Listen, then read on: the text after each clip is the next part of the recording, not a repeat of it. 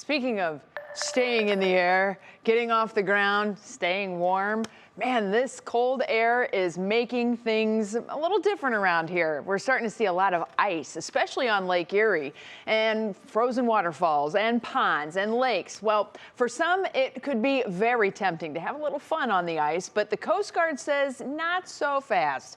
Our Emma Henderson tagged along with them as they trained for water emergencies this winter. And Emma, you got some really good advice. I did. Actually, the training was going on basically right behind me. And one of the big things that I learned is even when you're all bundled up, even in these big puffy coats, it's really not going to do absolutely anything for you if the ice gives way and you end up falling into that chilly water. Now, hypothermia is a major concern for your body. As soon as it hits the water, it can set in so quickly from seconds to minutes, especially while we're dealing with temperatures we're seeing right now. So their best advice is to completely stay off the ice altogether. But they're aware not everyone is going to listen, so they ask that you at least bring a buddy and tell people exactly where you're going, what you're doing, and when you'll be back, because it can take just a few minutes for things to turn deadly. If you fall through the ice, kind of control your breathing.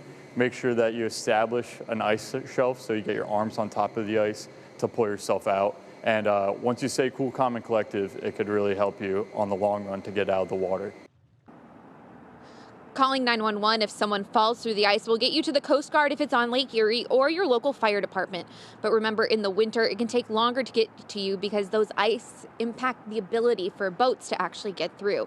And one other quick tip that people might not be thinking of because they think of ice as a solid surface, well, that solid surface could give away any second, so bring a flotation device with you if you are one of those people who's going to end up going on the ice anyway. Betsy? Definitely something to think about. Emma, I saw you rolling around here with the blanket on top of your coat inside the newsroom, so I know you got a chill when you were out there today. One thing I do want to add, Emma, for folks who may be thinking about coming up and seeing the ice on Lake Erie, we have a southwesterly wind tonight and tomorrow. That is an outbound wind. That means if you're on the ice and the ice breaks free, you're headed out into the middle of Lake Erie. Over the past few years, we've had people trapped on ice floes. They end up a mile offshore. There's a big rescue, and they end up possibly having to pay the bill for that rescue. So make sure you stay off of that ice. Great information today, Absolutely. Emma. Thank you so much. Appreciate it.